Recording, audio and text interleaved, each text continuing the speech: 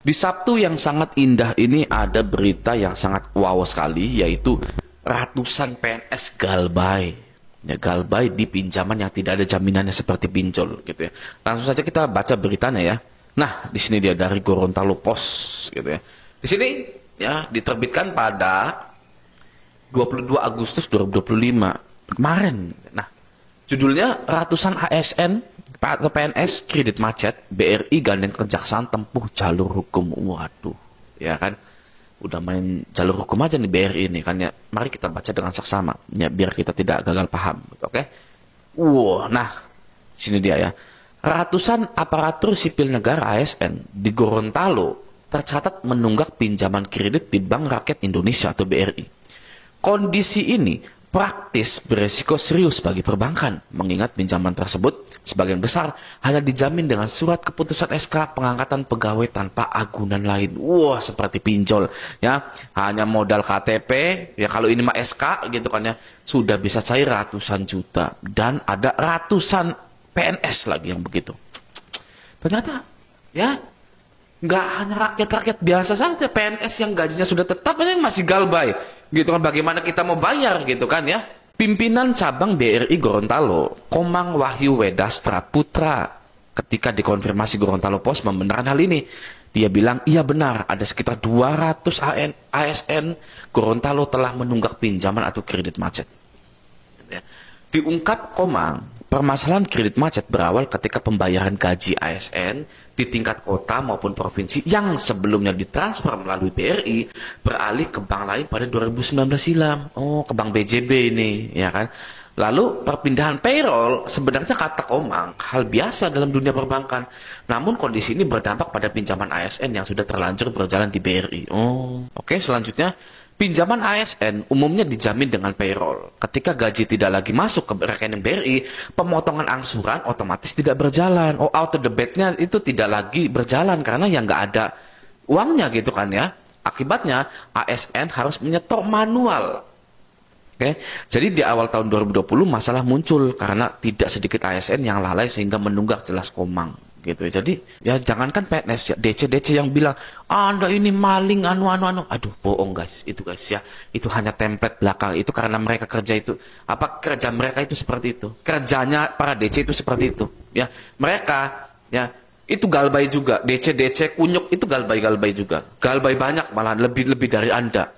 Maka jangan pernah diladeni, karena Anda ngeladeni orang apa ya, orang munafik gitu loh ya kan. Ini ASN aja ya galbay, apalagi DC yang butuh duit gitu loh. Oke, selanjutnya ya, untuk mengatasi tunggakan tersebut, nah ini ya langkahnya ini ya. Perhatikan guys, BRI telah melakukan sejumlah langkah internal. Upaya dimulai dari penagihan langsung ke debitur, kemudian dilanjutkan dengan koordinasi ke instansi terkait bersama kepala dinas. Woi, jadi nagihnya itu bawa kepala dinasnya guys. Waduh, gila ya, malu nggak tuh ya kalau gitu ya.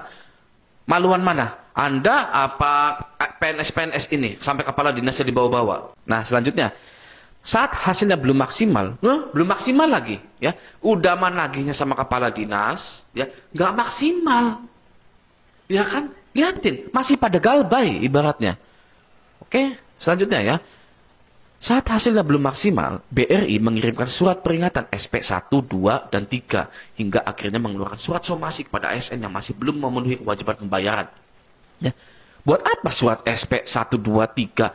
Lagi sama kepala dinas aja nggak bisa, dikasih surat somasi lagi. Buat apa gitu loh? Oke, selanjutnya, memang ada yang merespon positif dan kembali mencicil gitu. Tetapi banyak juga yang tetap tidak menunjukkan itu yang baik gitu. Namun kami tetap membuka ruang komunikasi karena pada prinsipnya kami ingin penyelesaian yang baik bagi semua pihak, tambahnya gitu ya. Namun kami tetap membuka ruang komunikasi. Ya itu kan pengennya Anda. Kalau PNS-nya nggak mau membuka ruang komunikasi, mau gimana? Ya? Oke, selanjutnya. Nah, karena kondisi tersebut, pada tahun 2024, tahun kemarin, BRI menandatangani perjanjian kerjasama atau PKS dengan Kejaksaan Negeri Kota Gorontalo, Kejati Gorontalo, serta Kejaksaan Boalemo dan Bone Bolango. PKS ini fokus pada penyelesaian kredit macet ASN. Bikin perjanjian kerjasama dengan kejaksaan, gitu ya, oke? Pada tahap awal 2024, langkah yang ditempuh masih non litigasi, yaitu pemanggilan ASN oleh kejaksaan untuk mediasi dan negosiasi cara pembayaran. Hasilnya cukup terasa karena sejumlah ASN melunasi kewajiban setelah dipanggil bersama atasannya. Ini ya mungkin ada, ini apa? Ini PNS-nya. Oh ini Bank BRI, ini kejaksaan, ini PNS nih mungkin, nih gitu ya. Ini kan Bank BRI ini kelihatan dari lanyardnya nih ya. Ini kejaksaan sudah pasti, ini PNS-nya kayaknya gitu. Nah, 2024 mereka memanggil PNS. Ya, ibaratnya Pak bayar Pak gitu. Ini dari BRI gitu kan ya. Mulai melunasi kewajiban setelah dipanggil bersama atasannya gitu ya. Ini melunasi cicilan apa melunasi keseluruhan nih? Nggak mungkin PNS bisa ngelunasi keseluruhan, dari mana duitnya? Ya, paling melunasi cicilan, gitu, melunasi angsuran per bulannya paling gitu ya, oke. Selanjutnya, namun memasuki 2025, upaya non litigasi dianggap tidak lagi efektif. Nah, kan tidak lagi efektif untuk sebagian debitur. Beberapa kasus akhirnya dinaikkan ke tahap litigasi melalui gugatan sederhana di pengadilan. Permohonan hukum kepada kejaksaan merupakan langkah strategis agar tunggakan tidak semakin membebani bank. Dengan harapan kami, kredit macet ASN atau non-performing loan NPL bisa ditekan. Sebagian pinjaman ASN memang sudah di take over ke Bank Sulutgo. Tetapi bagi yang belum, kami tetap membuka ruang solusi, apakah dipindahkan ke bank lain atau dicarikan sumber dana lain untuk melunasi. Gitu ya. Nah ya kalau mau galbay saja gimana?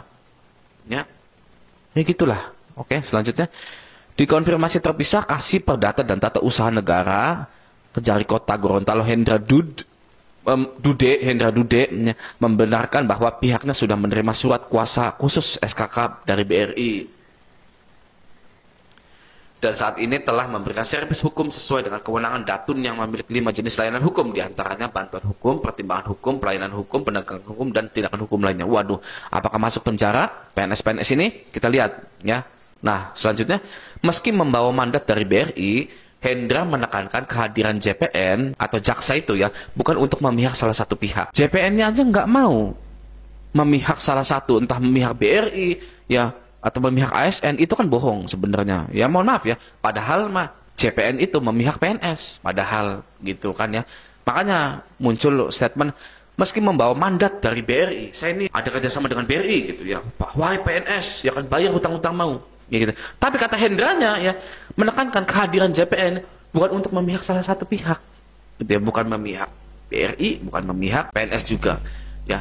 Tapi ya kan terasanya ya kan itu memihak ke PNS bukan ke BRI. Oke? Selanjutnya, dalam proses mediasi kejaksaan juga memperjuangkan hak-hak debitur, misalnya penghapusan denda, penalti hingga keringanan bunga. Dengan begitu debitur hanya perlu membayar pokok pinjaman saja seperti dipinjol. Ya, kalau Anda semakin lama galbay, ya mereka akan semakin lemah, pinjol-pinjol ini akan semakin lemah, makanya nanti akan diberikan penghapusan denda, penghapusan penalti, keringanan bunga. Ya nggak ada bedanya guys, mau bank BRI, mau bank itu bank apapun ya, pinjol koperasi, kalau Anda sudah nunggak lama, mereka lah yang akan mengais-ngais ibaratnya.